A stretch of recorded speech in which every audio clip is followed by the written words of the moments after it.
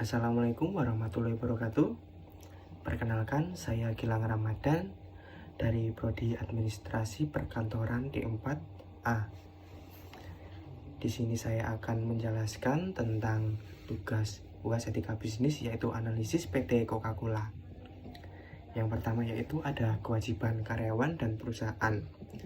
Kewajiban karyawan dan perusahaan di PT Coca-Cola yaitu menarik dan pertahankan talenta terbaik, karena menyadari pentingnya investasi dalam pengembangan karyawan di PT Coca-Cola, memberdayakan karyawan dengan pengetahuan dan keterampilan yang diperlukan untuk mengasah keahlian terbaik mereka. Program pelatihan dan pengembangan dimulai pada hari pertama karyawan dan terus berlangsung sepanjang karir mereka di CCIE.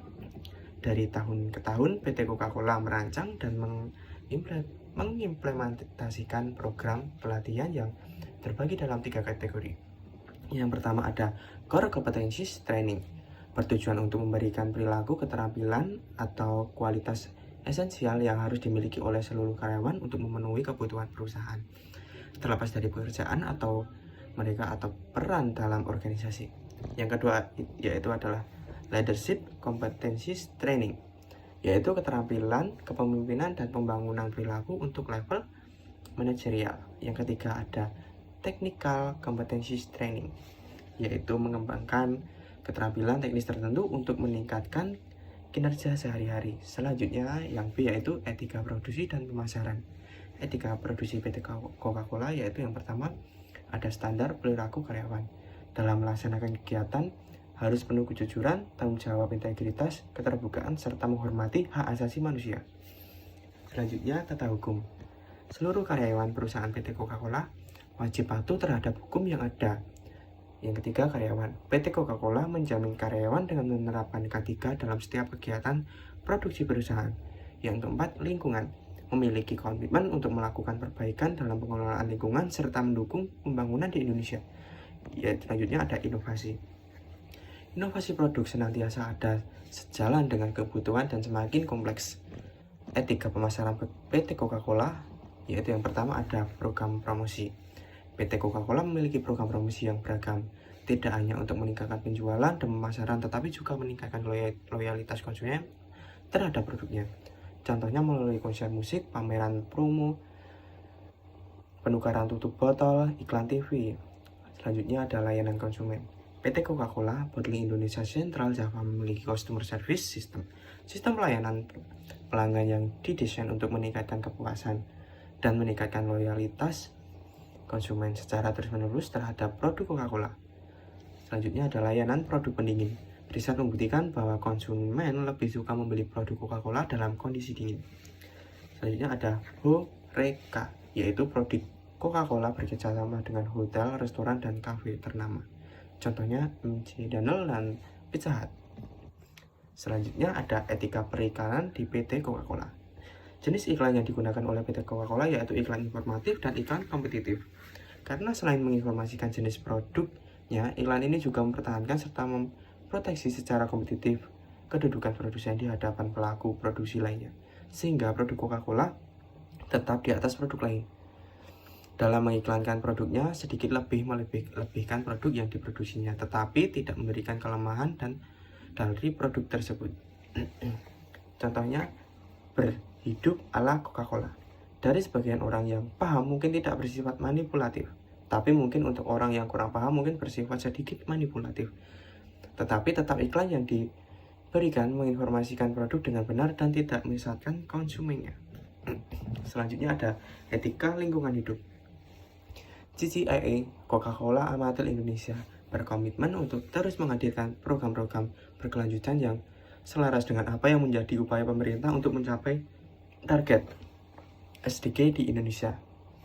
Dengan apa yang menjadi upaya pemerintah untuk mencapai target di Indonesia selama lebih dari 1 dekade ini, berbagai program telah dijalankan dalam 3 dimensi utama: peningkatan kesejahteraan individu, well-being, pemberdayaan masyarakat dan perempuan, community empowerment, serta perlindungan alam, khususnya terkait dengan sumber daya air, environment, and water stewardship.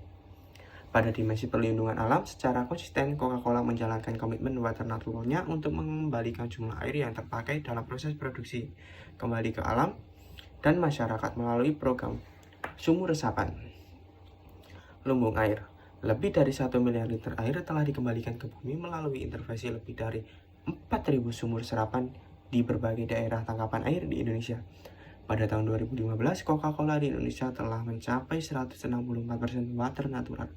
Artinya, mengembalikan air lebih banyak dari yang diambil. Selanjutnya, tanggung jawab sosial perusahaan. Salah satu strategi menghadapi persaingan yang semakin ketat adalah bagaimana perusahaan dapat menempatkan diri pada lingkungan sosialnya, terutama masyarakat sekitar. Alasan ini yang mendasari munculnya tanggung jawab sosial perusahaan atau dikenal dengan istilah Corporate Social Responsibility (CSR). Komitmen kami untuk bertumbuh bersama dengan masyarakat dibuktikan melalui kegigihan kami dalam mengintegrasikan tanggung jawab sosial perusahaan dan pilar kelanjutan dimanapun kami beroperasi. Memberikan rasa aman, fleksibel di tempat kerja, inklusif. Memberikan pilihan dan informasi bagi konsumen kami dalam membuat pilihan well-being. Beroperasi secara bertanggung jawab membangun hal-hal yang positif setelah berkelanjutan dan memastikan dampak minimal terhadap lingkungan, environment, dan bermitra dengan masyarakat untuk memberikan manfaat dari kehadiran kami, community. Dari hasil analisis diketahui bahwa komponen-komponen dalam cakupan triple bottom line yaitu terdiri dari profit, people, dan planet 3P telah dilakukan perusahaan, yaitu adanya komitmen untuk menerapkan kepedulian sosial bagi karyawan dan keluarganya, serta komunitas lokal dan masyarakat luas, menuju pembangunan berkelanjutan. Namun jika konsep tersebut digunakan sebagai ukuran penerapan CSR pada PT Coca-Cola melalui CCF1 belum sepenuhnya sesuai dengan konsep ini, karena programnya dijalankan tidak mencakup aspek lingkungan planet, sedangkan program CSR secara langsung oleh PT mencakup CCBA Central Java yang telah memenuhi triple bottom line, yaitu program pelestarian lingkungan, karena sasaran dari program tersebut mencakup aspek 3P secara berkelanjutan. Untuk program-program yang lain juga belum sepenuhnya sesuai dengan konsep TBL, melainkan bahwa sebagai bentuk tindakan filantropi perusahaan untuk menjamin hubungan yang baik dengan komunitasnya guna mempertahankan citra yang baik pada PT CCBA.